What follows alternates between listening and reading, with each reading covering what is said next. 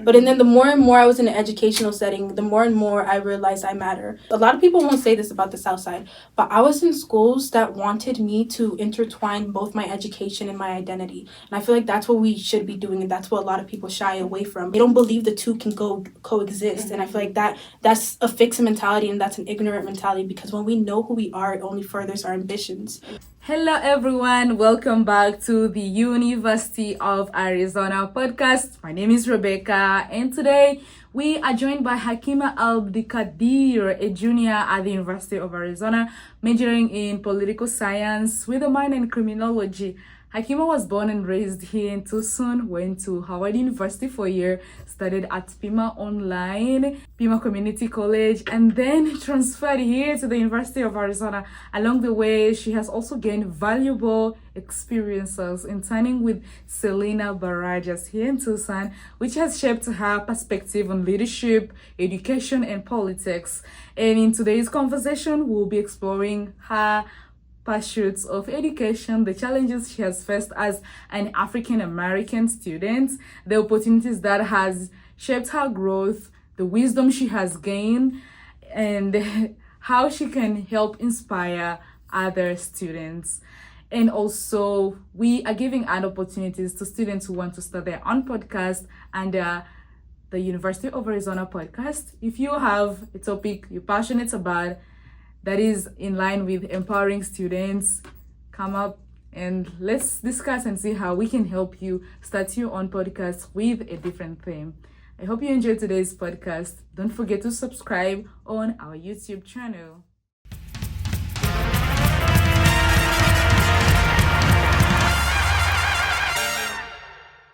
Hi, Wildcats. Welcome to the UAZ Podcast. Today we have our special guest, Hakima.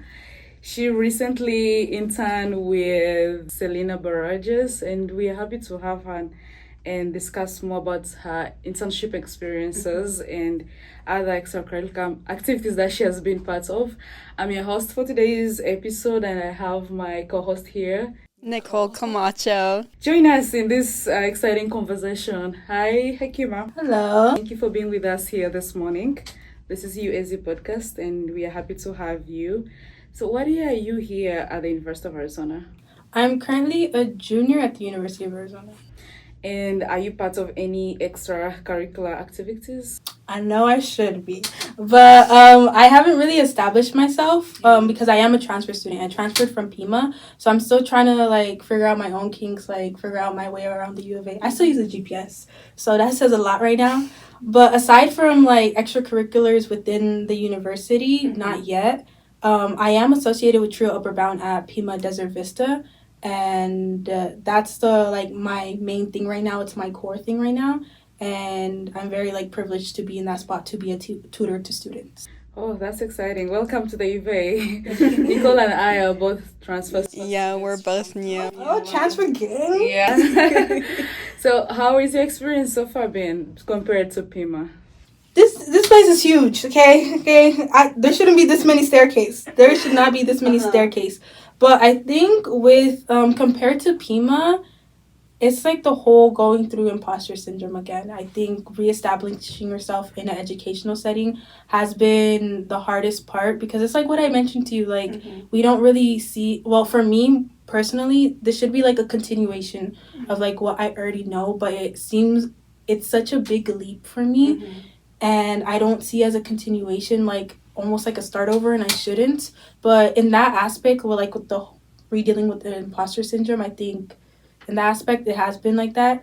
And I think what's been the same is my classes, not in the sense of having the same classes, but being in a space with ambitious people. I think you're always obviously in all educational institutions, you're going to be surrounded by scholars and academics, so that feel does not that feel hasn't really dissipated, so that's very much so the same for me. At Pima, classes are a lot smaller. So And when you look around, it's usually people of color, people from all types of backgrounds, and you're like, ooh, like, what is imposter syndrome here? Like, I don't even know who she is until you come to the U of A and you're like, like, this is a real thing. Yes, and it's so foreign, especially to, like, with the whole imposter syndrome thing. Yeah. Like, for ethnic bodies, like, being surrounded by other, like, brown and black people, like, it's like we have that common relation, like being like brown and black bodies in an educational setting, but and then going into a space with majority like white classes, and it's very large, very much so there. Like, we don't expect it to have such an impact on us until we're actually there. Like, I grew up in southern Tucson. I was like born and raised in Tucson, Arizona, and I took field trips to the U of A continuously. Like, it was, I think, every year. I don't think we have missed a year where there was not a field trip to the U of A. So I'm gonna be like, I'm familiar with it. Like, nothing should go wrong. But it's just like this uneasiness of like, how do I establish myself? And like, you're shying away from like a person you've always known, that being like your academic side, your scholar side, and you don't know really how to deal with it until like you deal with it and like you face it. Yeah, but it's kind of similar to me because, like I told you earlier, both of us are from Pima, and the way like their classes are really very small. But one thing I've always liked is like the community here, because it's like kind of large, and so you really have a lot of things to do, and you get to choose what you want to do because it's a large community.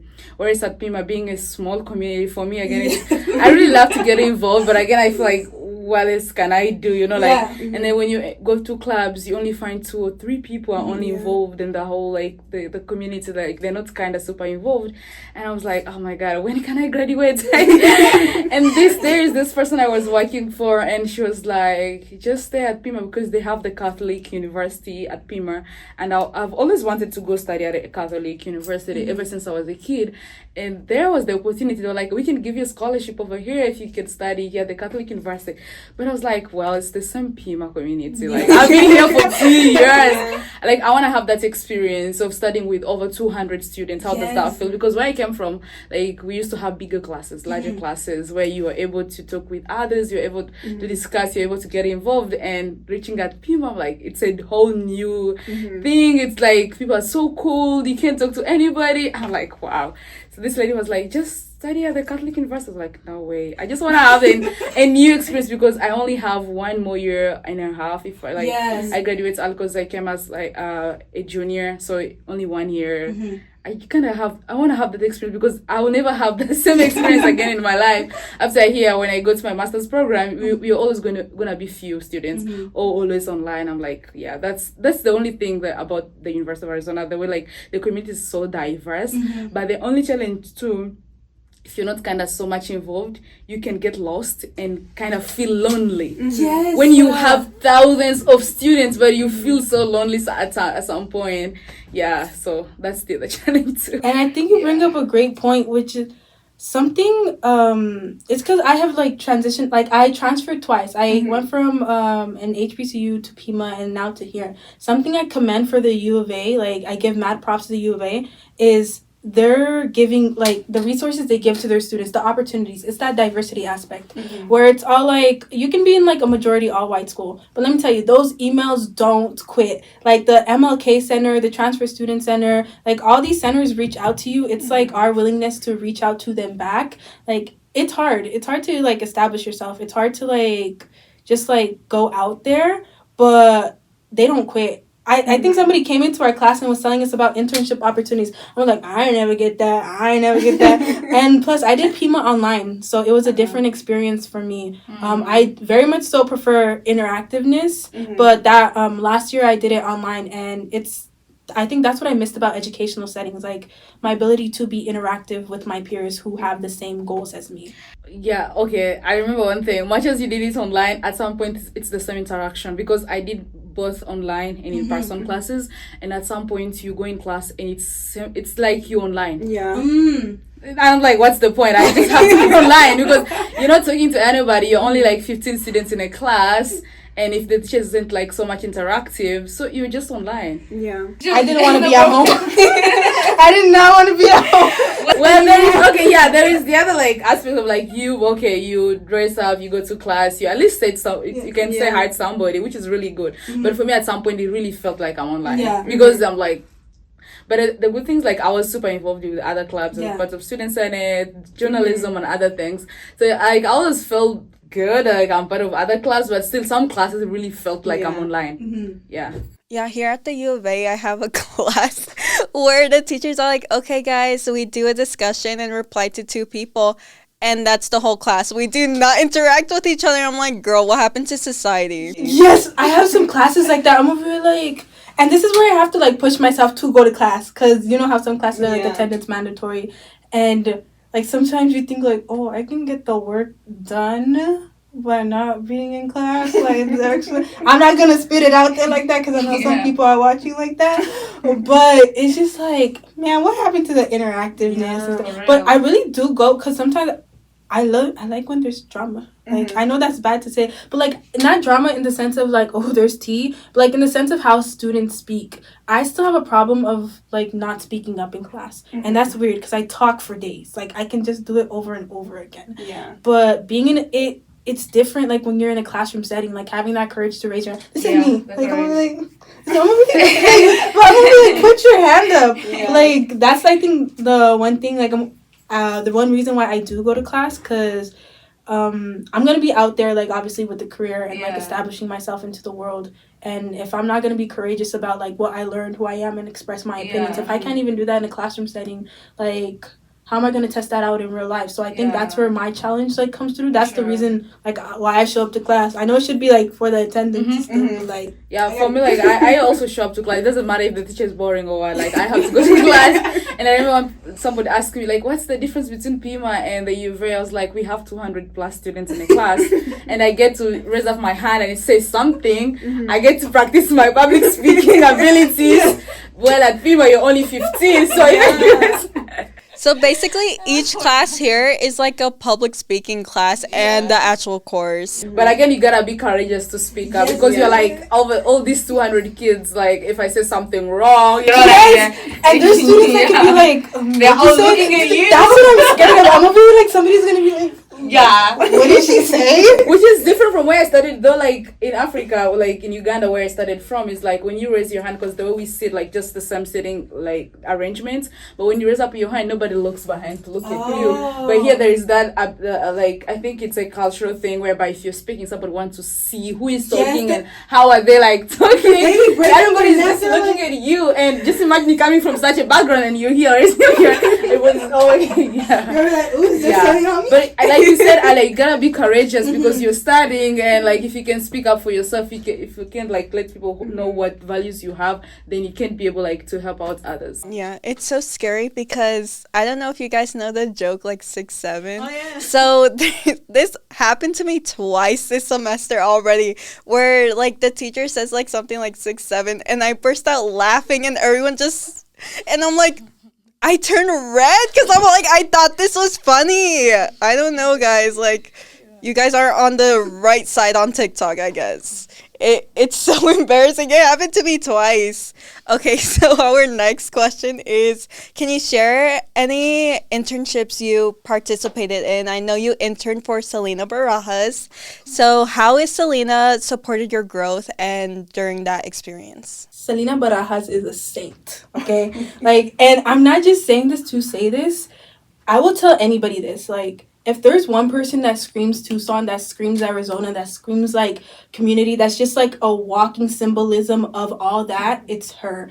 Her, like, her wholeheartedness, her, like, ability to show up for her community, her intentions are very much so there and very much so unmatched. Like, I think at like some point I'm over here like, am I living in a dream? Because I have a lot of mentors in my life. I have a lot of adults in my life. But truthfully, I haven't really, there's a lot of good people in my life. But I haven't met anybody like her. Like, she's very intentional with the way she walks, with the way she speaks, with the way she interacts. And I'm here because of her. Like, she just sets me up with opportunity after opportunity after opportunity. And she wants you to be courageous. And she has this belief in youth. Like, she has this belief in young people that you could tell is just, like, wholehearted, and it's the truth. And I feel like for young people like us, especially, like, we need that type of person, because you have the world telling you, like, oh, go conquer the world, go become this, go do X, Y, and Z, go do these great things. But there's an uneasiness to the world we're living in today. She understands that we're asking these kids to be fighters. We're asking these kids to be courageous in their own rights, but they need their fighters too. Like, I need my advocator too. Like, I need somebody to speak up for me too. And it's that whole community aspect she carries with her. That's why she won the primaries? That's why she won the primaries. And canvassing for her, we're touching upon this, like, how I'm not a politics person, okay? I'm not a politics person. I think time after time we've been done so wrong with, like, politics and, like, just anything in the political spectrum that my faith in politics just kind of is, like, disintegrating. But I don't see her as a politician. She's very much so grounded. She's very much so whole. Like, I see her as a mentor. I see her as my community. I see her as my fighter. And we had this conversation before, after, like, it was this environmental, like, this water contamination meeting that we had to come back from. And she's all like, if I ever stray away, like, in the sense of, like, if I, like, stray away from my beliefs, like, reground me. And I appreciate her for saying that. And I commend her for saying that, because not a lot of people have the guts to be like, I could, like, possibly, like, stray away from why I took the seat I did take. So Selena Barajas is literally one of the dopest people you'll ever meet. And I'll forever stand on that. Yeah, I've seen some, like, memes where it's all like, I'm going to let, like, fame change me once I'm famous and all that. But it's honestly one of the scariest things, how power, fame, and money can change a person. And I love how Selena's telling you guys to keep her grounded. Yeah.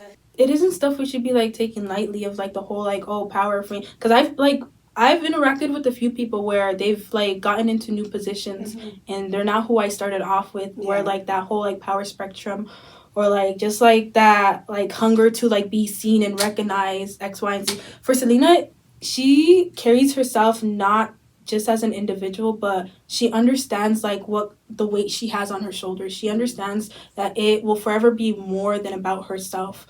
And if for anyone who has the opportunity to interact with her, because my best friend was the one who put me on Sari. She put me on, and she kept rambling on about herself. Selena this, Selena that, Selena. I'm like, we're supposed to be hanging out, and you keep saying Selena this, Selena that. Until, like, I went to their pop-ups once and I met her, and I like I got like stars around me, like hearts everywhere. I'm over here, like, I understand. So if you ever interact with Selena Barajas, like, you'll understand. Not even just like physically, but, like, with the work she's doing, and just look her up. Like, she's very much so into environmental work.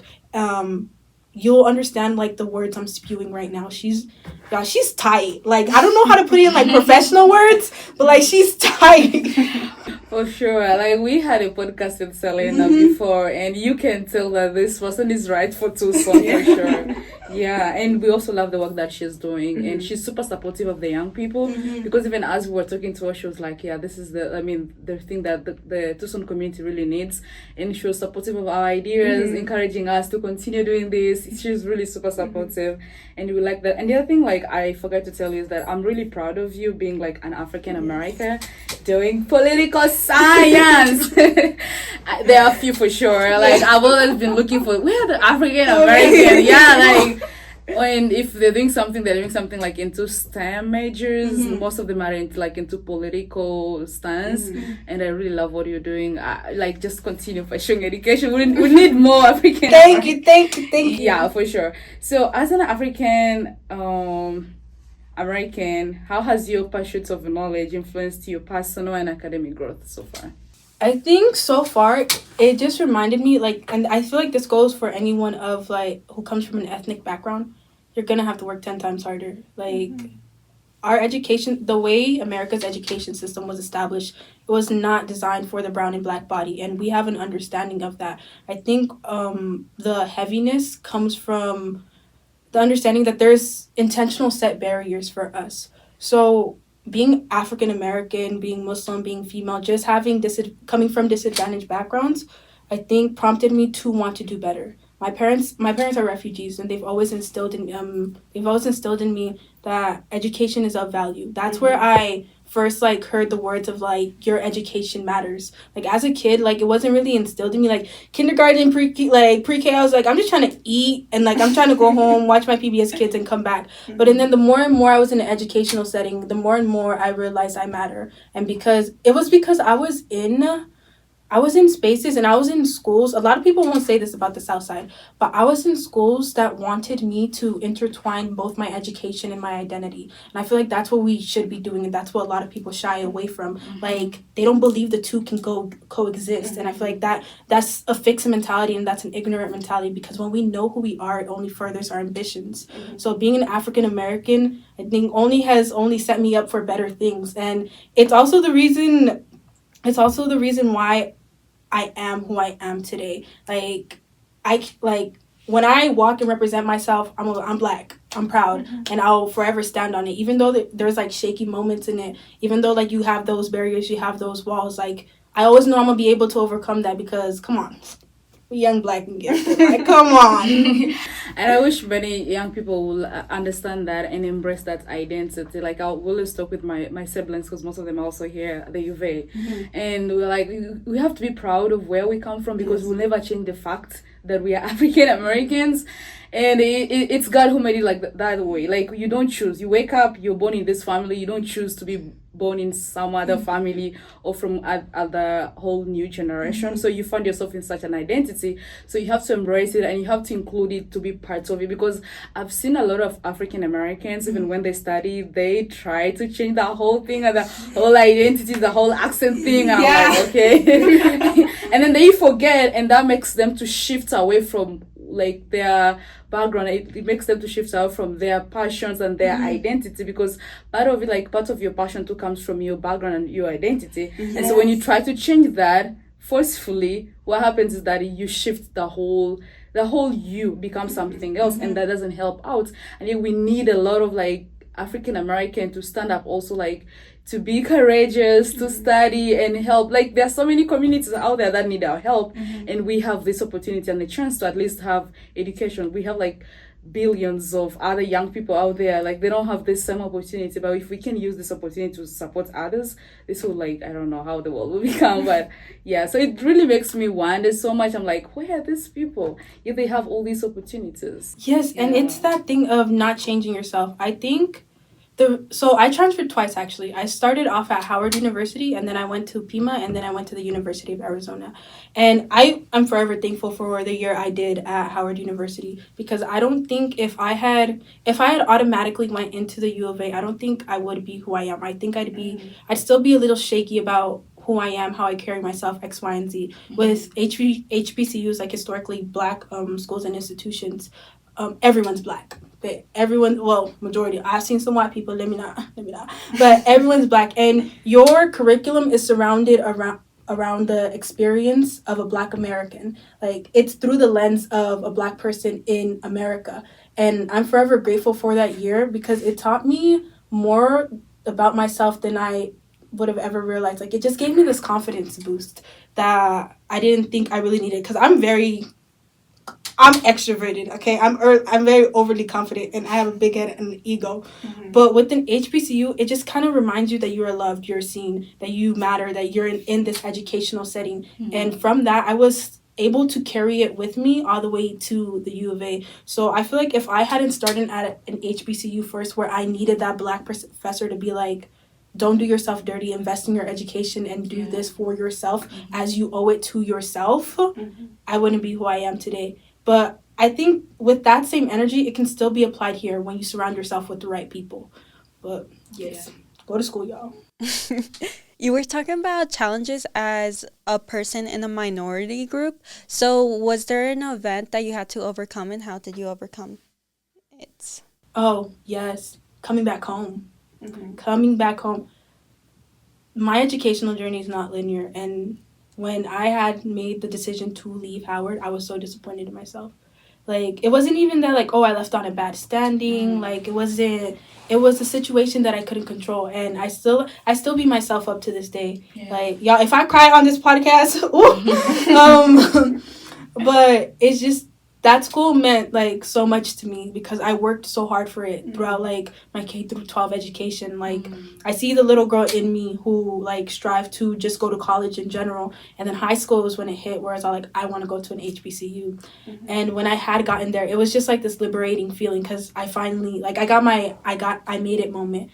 I came back home y'all, I was like ready to hide for a year in Tucson and not tell my parents until like I was ready to like do it again. So I was like a little dramatic in like my move because I have high standards for myself that can be at times toxic or unhealthy. Like I expect like borderline perfection out of myself, and straying away from that mentality has been hard.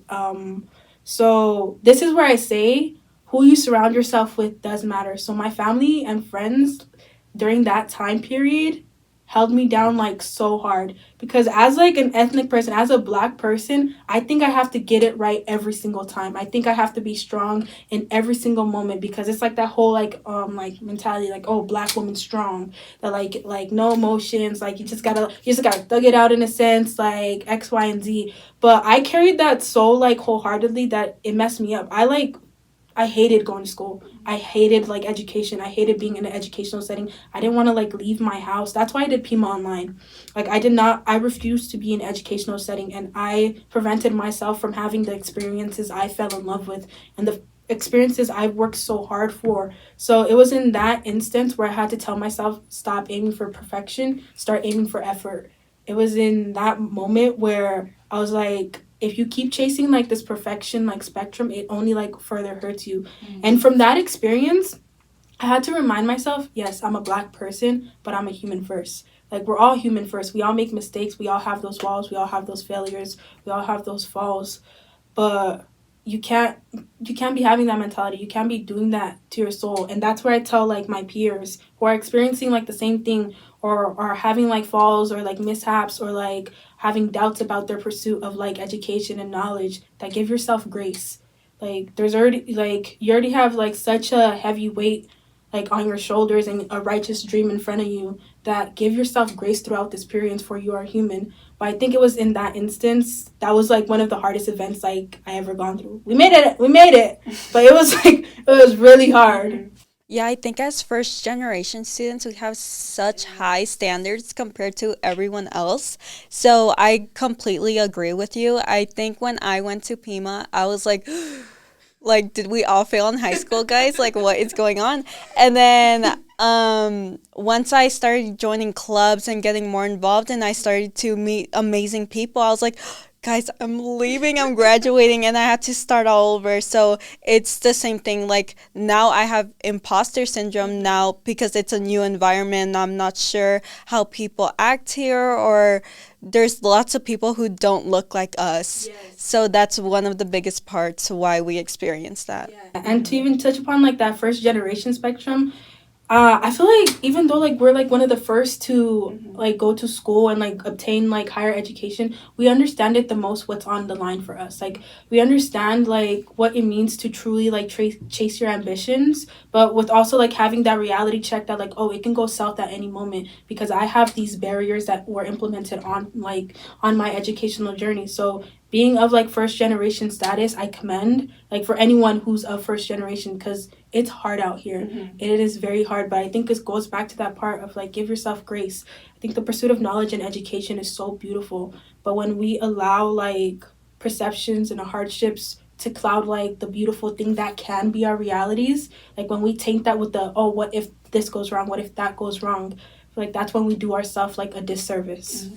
And also the other difference with the students who are not first generation is that their parents have gone through that. The educational system, and so they have lived life experiences from their parents, the people whom they're living with. But whereas for us, like even if like some of our parents like have gone to school, but like it was a whole new place, like a different environment, a different place, a different system. And so when they're here, they can't really help us in whatever challenges we're going through. And then that's why you beat up yourself. You really want to be so perfect. You want to make sure that everything is right. And yet like we forget that like as humans, we evolve like over time, and we're supposed to accept mistakes, because in those mistakes that's how we learn. And every experiences like that we go through gives us a new idea and a new initiative. Like you went to Howard University, then you went to Pima, and now you're here at the University of Arizona. I just like it's a really like a long way to go like about education. Not like somebody who just went to one 4-year institution. You get a lot of experiences, and so we have to embrace those little experiences, because that's how we learn, and it makes us to become a new person and a better person.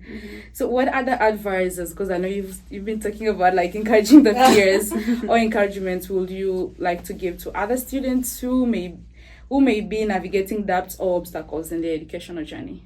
I want to say your degree matters. Your degree matters. Your experience in education does matter. Like that whole like thing of like, oh, what degrees matters and what degrees don't matter. Like, it doesn't matter what degree you go into. As long as you're ambitious about it, as long as you like have a love for it, as long as this is something you want to take with you later on in life, it's completely worth it. It's how you establish that knowledge. Knowledge is a very powerful thing, and I feel like in modern day society it's very downplayed on, especially with the whole like obtaining a degree, because we get that whole thing of, is a degree even worth it anymore? Like, I can easily go into the workforce and like I can make all this money. Guess what? Our contributions to the world do matter. With the whole thing of like, oh, but those contributions are going to be forgotten about. Like, stop fixating on remembrance and like realize that you're a part of this existence. Like, how you carry yourself and the things you do matter, because someone is always going to be looking to you.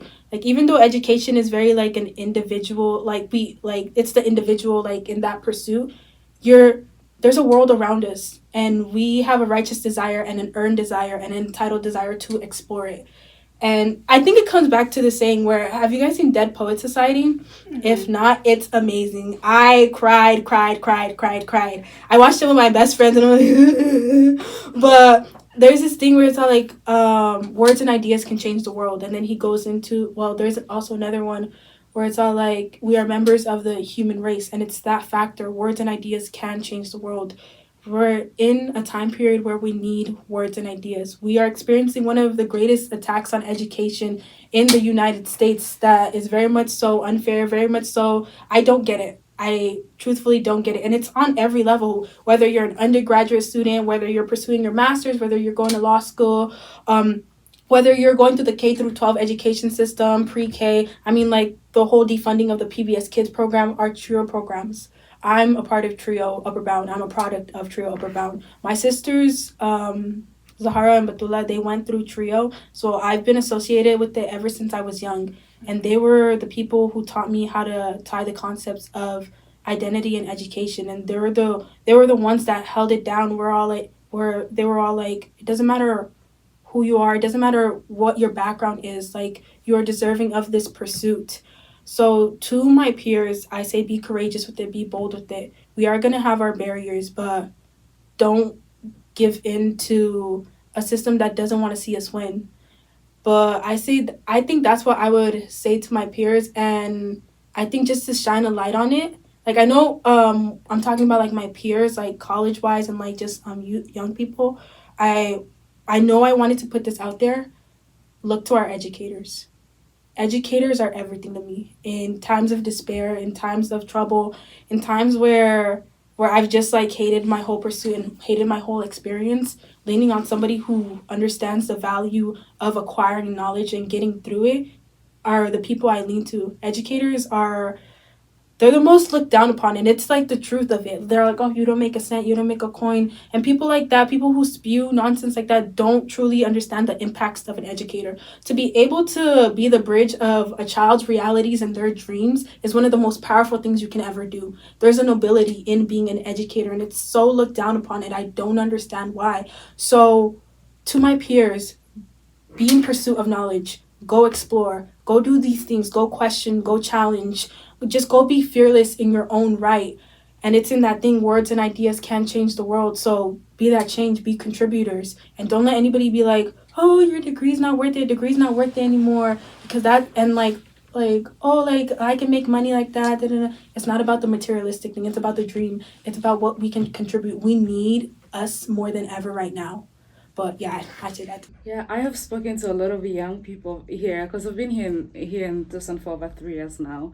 And I wonder, like I was telling you earlier, like I wonder why they even like don't go to school and pursue education. Most of them, their answers are always like, you're going to study and get your degree and still pay the same as somebody who's working in an industry. And I wonder why also like they keep on, getting mad at different systems, saying the system is against us, the system is this and this, and yet you're not pursuing education because that's the only way you can challenge somebody. Trust me, you can never challenge someone when you don't have the same degree level. Like you're challenging the system or the government, or like how will you change something? How will you bring in a new perspective when you don't even have the same qualifications? And yet you're given the right to education. Of course, because that is kind of like a basic human right that you're given, and you still want to pursue it, and then you get mad at systems, you get pissed off at different things, and you're not even pursuing the education. So like for real, if other peers will listen to this, like they should pursue education because it's very important. If you want to change the world, if you want to bring in new ideas, if you want to challenge systems, the first thing is getting that degree done. It doesn't matter what degree you got into. We've been speaking to different professors here, and one thing we realized, like some of them are pursuing careers right now in what even they never studied in, a whole different like educational background, and doing a whole different thing. Because like when you have your degree, it doesn't matter what degree you had, you kind of have some like educational level that every human has, you know, like so you can be able to transfer those skills into different careers and be able to help others. And like you said, like we all like are indebted to the society, so really like how are you gonna help the society? How are you gonna transform something when you're not even looking into education? Even if like you're gonna study and don't get like that dream job that you really wanted to have, it takes years for you to build such experiences. So down the road, if you really want to have such a career, it will happen. But first, the first thing is have your degree first. Yeah, I want to add on to the educators. They're so important. They're like my second parents because since I am a first gen, my mom doesn't really know what a gen ed course is or what Law 401 is or 402B or whatever course I'm taking. She has no idea. And my professors are so welcoming. They're always happy to help, and they answer the emails so fast. And one of my favorite professors is my journalism professor, because we have this podcast, and I told her like we just started this podcast and we need new members, and she was so welcoming and she was so nice, and we promoted it in front of classes. So yeah, educators are everything to me because they're like my second parents that actually understand the system. Yes, and it's also to like also mention like educators are like everything. Like the second parent thing, I will never forget an educator that's changed my life. Whether it's been through I'm still in touch with my pre-K teacher. I'm still in touch with some of my Drexel Elementary teachers. I'm still in touch with some of my Apollo Middle School teachers. I'm definitely still in touch with some of my Sunnyside High School teachers. Some of my Howard professors, some of my Pima professors, some of my university professors, like bringing them into my life and me being a part of their classroom. I will never forget a good educator who invested in me, who invested time into me, and who invested hope. And I feel like that's what we need right now, hope. Like a lot of people tell us, oh, like you're my hope, like you're like our future, but sometimes like I think they forget, like you're my hope, like too, like you told me to like strive for this, you told me to keep going. So to my educator, I owe them a great debt. From being a child, toddler, adolescent to being the adult I am today. Educators have shaped me in a way I don't think nobody in any other profession could, because they see themselves in you. And having someone who understands like your walk of life or who wants to contribute to your walk of life is just another ballpark. And I think that comes to also, like, I don't know if I mentioned this, but I will always stress this. Surround yourself with people who move like you. Move like you in the sense of like who have ambitions like you, who want to do something, who want to get up and go, who want to, in the sense, find a purpose in life, like who want to motivate you. I'm forever thankful for my best friends and family. Like my best friends and I are there's no separating us. So we can be thousands of miles apart. Like one of my best friends, she's in Pomona College. My other homegirls are here, and they have just seen me through and through. They see me. Like, so having people who are just as ambitious as you changes you. It changes your experience and just the motions you go through as an academic, because it's just like you bounce off of each other. It's this energy factor. When I don't have the energy or like the motivation or the discipline to do something, and I see like my best friends doing it and coming through with the come through, like I want to do that too. Like it's just like it's contagious. Sometimes I'm really like, ugh, you sicken me, because sometimes I don't want to do my homework. But it's just they carry you on a whole different like spectrum to somebody who's like opposing of you, where it's all like, the degree's not worth it anymore. So find people who move like you. Yeah, and it doesn't matter if there's like the degree isn't worth it, but I feel like it's really worth it. It's worth it. Yeah, in so many different ways. You may not do like people. Like I think most people look at it in the only one length perspective. Yes. Like I'm gonna go to school, get my political science degree, become the next senator. Like that is it's not realistic sometimes. And when they fail to become the next senator, they're like, it's not worth it. It's useless. No, like you can become something else. Maybe that wasn't you weren't supposed to become the senator in the first place, and you were really struggling for that. And so they have it like in one way perspective and length. And also people who always say like educators are worthless. These are people who never went to school. They don't know the struggle we go through. They don't know the great professors we meet for sure. Like they're really great professors, even on this campus. So even at Pima, like we got like very great professors as well who are like encouraging here as well. Like if you really reach out to a professor, they're always ready to give their all to you. They try their best, even if they don't have the answers. They'll be like, I'm gonna reach out to somebody else. Yeah, but like people who are like, it's not worth it, it's worthless. They had issues with their professors or they had issues with their school. Fortunately, I'm sorry to say this, but like it pisses me off because many people always bring like their like whatever you're doing is not worth it, and also like there's so many debts to pay after school. Some people like they go through all that debt thing, and at the end they don't like find a better job. But at least you can also impact your kids. For example, like people who are striving to become mothers, like if you're educated, that's how you're gonna be able to impact your kid and guide your kid in a better way. But like if you didn't go to school, so how are you gonna help your kid? You're carrying in like that generation again and over again. And I like the factor where you're over here like, it makes me mad. That we should be mad about that. Like it shouldn't be things that should be sugar coated where we're scared to be like, oh, like people shouldn't be saying this about education, because they shouldn't be. Education in itself is very beneficial. Like I don't understand the concept of like shunning on someone who strives for education just because there's something more materialistic and much easier. No, I'm gonna say with my chest, much easier to achieve.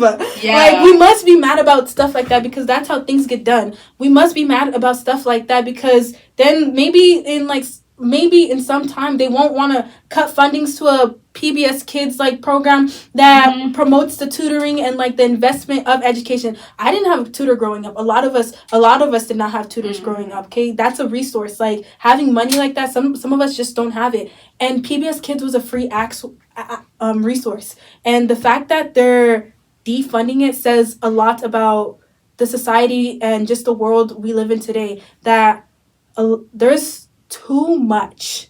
I don't even think in general there should be no means of politics, political game, none of that shebang in an educational setting. There should be none, but that's our realities. And that's why we end up with situations where PBS Kid is being defunded, True Upper Bound programs are being defunded, like professors are leaving, like it's crazy. It's because education is, it's very important and they kind of want to limit it. And if you can't see it in that way, then you have a problem. Yes. Because they want to limit it because they know that if more people are educated, that's where you're able to see things in a different whole new length, and you can be able to challenge because you understand who you are as a human being. After the 4 years or 6 years of your education, then you understand like you have a right, you can do something too, you can change, so there's so much into it. So much. Yeah, and people are like, yeah, let them just cut it, it's even worthless. It's not, because if it's worse, then many great people in this world wouldn't even take their kids to school. They take their kids to prestigious Ivy League schools because they know the importance behind it. Yeah. We can go on and on about this. So how has your experience been in TRIO contributed to your understanding and education and knowledge? TRIO, truthfully, was like a foundation that I needed. Because even though like my parents have always pushed me in the educational aspect, like culturally and religiously, like there has been restrictions on there's been that like kind of that fed mentality of what a woman should be and how she should carry herself and what pursuits she should go after. And education was one that we challenged in our household. My older sister Amina, she didn't go to college, but she's one of the dopest writers that I've ever met. My sister Batula, like within our immediate family, she was the first one to finish that degree and get it done, and it was because of Trio Upper Bound. Homegirl was gonna get married, and then she was gonna finish high school and then get married. That was her plan. She always told us that was my plan. It wasn't until Danny and Carlos, they are the coordinators at the Desert Vista campus, where they were like, you're so much more than structure. You're so much more than the conditions of others. So why are you going to settle for that? And that energy just kind of like fed into me too. And I've known them from a young age. I think elementary, middle school, because that's the time period they were in Trio Upper Bound. And I'm very grateful to Trio because when I came back home from Howard University, they gave me a job. And I think they saw like my spark was gone, like my spark for education and like just the pursuit of knowledge was gone. Like I just hated like anything around me because I'm over here like I'm not perfect anymore. Like I didn't do the full 4 years. I didn't have that. And they gave me a job and they surrounded me with students who are in the same shoes as me. They surrounded me with my Southside bodies. They surrounded me with peers who gave me my spark back. And those kids, I'm going to start crying. Oh, my gosh. Those kids mean everything to me. Because they also gave me the opportunity to teach a personal statements class where I'm no expert, okay? But teach, like, it was writing. Just, like, writing and teaching them how to do, like, scholarship, like, writing, X, Y, and Z. And the focus in that class that I wanted was you implementing your identity and your ambitions into the writing you make, like, the work you make, the creations you create. And a lot of people shy away from writing. I shied away from writing because I saw it so structured. But I wanted them to fall in love with the things they were, like, wrote. And I got that life lesson, like, fall in love with your writing, for writing is powerful, from my English teacher, Mr. Fine. Like, this is where the whole educators thing is important. But he instilled that, like, there's power in writing for me. But Trio Upper Bound is literally the greatest thing that happened to me. They paid for my ACT test, SAT test. They took me on field trips. Carlos Romero was the first person he introduced me to HBCUs. I did not know what an HBCU was until I got to high school. And for me, I completely find that unacceptable. Y'all talk about, like, all these institutions, X, Y, and Z. How are you not going to expose a Black body into the potential that is an HBCU? So they've given me a lot more than I've given them. And with the whole defunding of the Trio, because right now I know of 3 Trio programs that are being defunded. I'm pretty sure it's 2 Upper Bound ones and then Trio Upper Bound Math and Science within the Desert Vista one. But correct me if I'm wrong. But it should never get to the point where you're limiting students to resources. These kids just want to be wholeheartedly academic. I just want to be wholeheartedly academic without financial barriers, without somebody telling me, oh, you should be more into womanly duties than you should be into contributing to this society. And that's the reality of it all. And we need to combat that. We need to do more things about that. We need to speak about Trio Upper Bound. And I barely found out one of the Trio programs, I think it's SSS here. I'm not too sure. When I was visiting the Transfer Student Center, that they couldn't get funding for next year. How you going to tell these kids to go be somebody and not invest in that?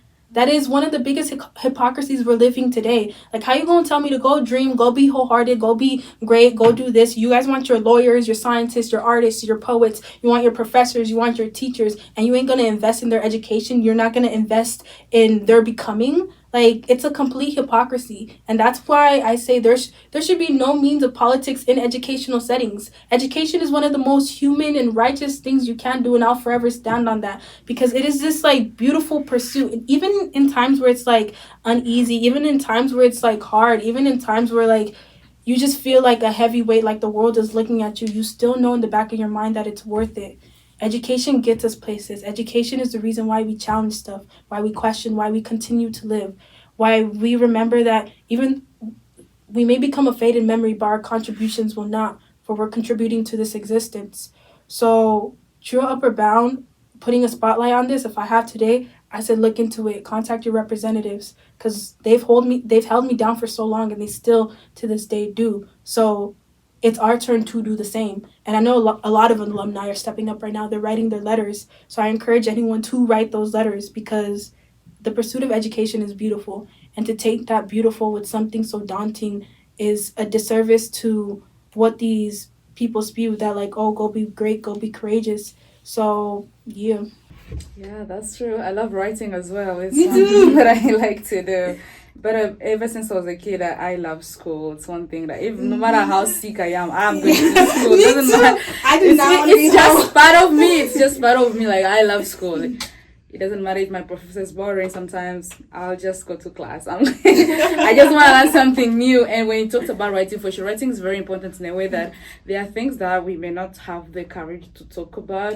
But when they give you a pen and paper to write them down, that's when you pour your heart and soul to that paper, and you really come up with different strategies. And that's why I'm looking at it into this, like, the system is kind of tying, like, the low class families in a way that, like, they're defunding all those programs so that, like, you don't have that same opportunity, which is really sad. But I would say for those with opportunities to study right now, this is the moment to really study and strive, because that's the only way you can challenge a system. You cannot challenge anybody when you even don't know how to write your name.